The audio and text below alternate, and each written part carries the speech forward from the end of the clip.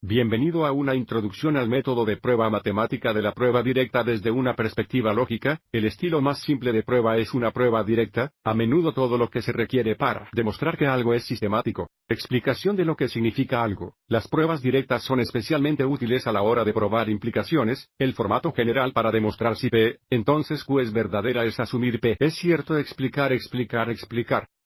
Por lo tanto, Q es verdadera. Las pruebas directas están en la forma de if P, entonces Q. A menudo queremos probar declaraciones universales, tal vez de la forma para cada X. Si P de X, entonces Q de X nuevamente. Queremos suponer que P de X es verdadera y deducir Q de X. Pero ¿qué pasa con la X? Queremos que funcione para todas las X. Lo logramos fijando X a un elemento arbitrario que nos interesa. Por ejemplo, si X es un entero impar, podemos dejar que X sea igual a 2n más 1 para cualquier entero n. Las pruebas directas son útiles cuando se prueban declaraciones universales que pueden ser manipulado algebraicamente. Veamos primero un ejemplo. Configuraremos la estructura de la prueba para una prueba directa y luego completaremos los detalles.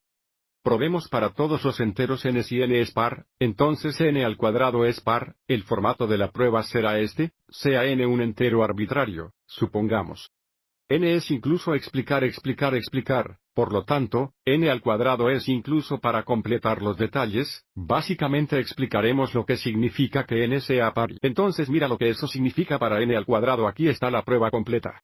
Para empezar, sea n un entero arbitrario, supongamos que n es par.